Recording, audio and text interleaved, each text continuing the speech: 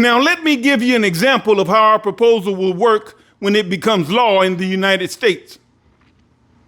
A husband and wife will receive $4,000 in monthly universal basic income, which will be $2,000 monthly for the husband and $2,000 monthly for the wife, which totals $24,000 annually for the husband and $24,000 annually for the wife, which totals $48,000 in yearly household universal basic income, which will not be taxed, but will be indexed to inflation. So when inflation increases, the amount of money people receive will increase. Also, the amount of $2,000 can be increased through legislation.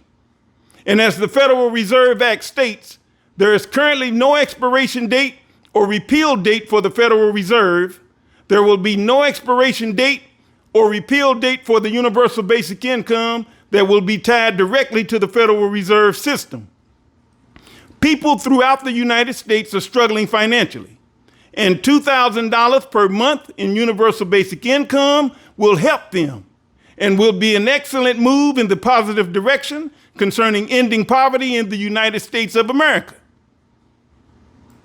For our viewers who may not have heard, we submitted our proposal for $2,000 in monthly United States universal basic income via certified mail in February 2021 to President Joe Biden, Vice President Kamala Harris, Speaker Nancy Pelosi, Majority Leader Chuck Schumer, and others in Congress whom we believe would be receptive to our proposal. Our proposal was submitted through the First Amendment right to petition the government for a redress of grievances. We also submitted our proposal electronically in December 2020 to members of Congress whom we believe would be receptive to our proposal. Now, inside of our proposal, we reminded the Democratic representatives who received our mailings about the words of Democratic President Lyndon B. Johnson, who stated some important words concerning poverty in the United States. According to a 2014 House Budget Committee report at budget.house.gov entitled "The War on Poverty, 50 Years Later," President Lyndon B. Johnson stated the following words in his 1964 book entitled "My Hope for America," and I quote, "We have declared unconditional war on poverty. Our objective is total victory.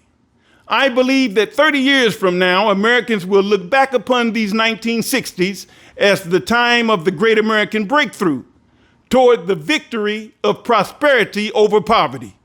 End of quote. President Johnson stated, "We have declared unconditional war on poverty." Merriam-Webster's online dictionary defines unconditional as not conditional or limited. In other words, the war on poverty is not subject to any conditions. President Johnson knew that the war on poverty would need many great ideas and legislative efforts to bring the desired results. Our proposal will bring the desired results.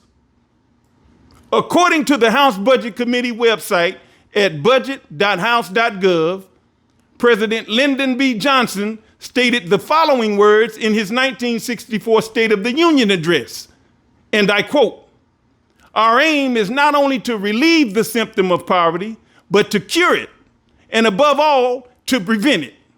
No single piece of legislation, however, is going to suffice." End of quote.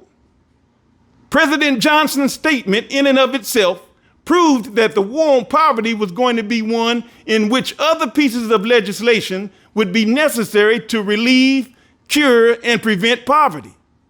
Our proposed legislation can relieve, cure, and prevent poverty because that's how it's designed.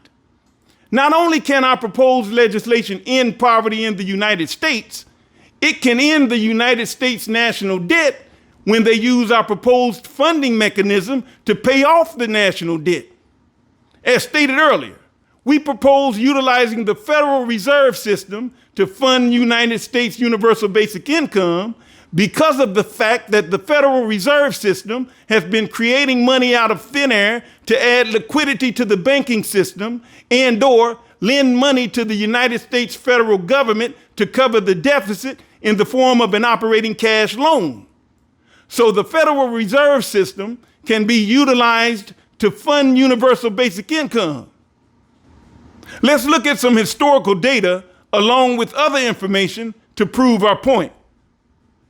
First, let's look at the historical data in Figure 1 from the Congressional Budget Office, which covers revenues, outlays, deficits, surpluses, and debt held by the public since 1962 in billions of dollars.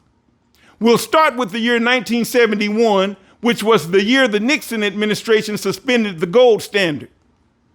This resulted in fiat money, which is money that's made to be legal tender by the government, even though it has no gold backing it.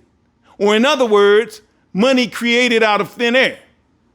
There is also another side of money creation out of thin air, whereby the Federal Reserve, through computer keystrokes, creates money out of thin air to purchase securities to add liquidity to the banking system and/or loan money to the United States federal government, which is placed into the government's operating cash account at the Federal Reserve.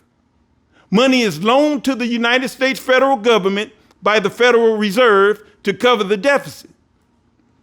Now we're going to cover the deficit, the Federal Reserve, and some other important information. Next, look at the total column. The total column data clearly shows there were deficits, or in other words, a negative balance each fiscal year from 1971 until 1998. In 1998, there was a surplus, or in other words, a positive balance each fiscal year for 4 years, from 1998 to 2001.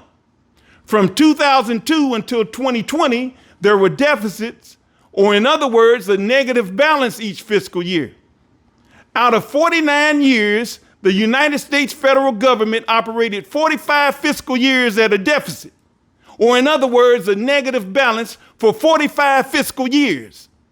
And the United States federal government operated at a surplus, or in other words, a positive balance, only 4 fiscal years. Also, according to datalab.usaspending.gov, in 2021, the government collected $4.05 trillion in revenue, and the government spent $6.82 trillion. So 2021 was also a deficit year. Now, how did the United States federal government do this and keep the economy rolling? The Federal Reserve System has been utilized to cover deficits as needed. And as the Federal Reserve System has been utilized to benefit the rich as a result of massive tax cuts favoring the rich, which cut tax revenue and added to the deficit as a result, and as the Federal Reserve System has been utilized to add liquidity to the banking system, which benefits the banks and leaves the poor and middle class in debt, then the Federal Reserve System can be utilized to benefit the poor and middle class through funding $2,000 in United States monthly government guaranteed universal basic income, indexed to inflation and not taxed, for all poor and middle class citizens at least 18 years of age. We'll stop here for today and we'll pick it up in the next video.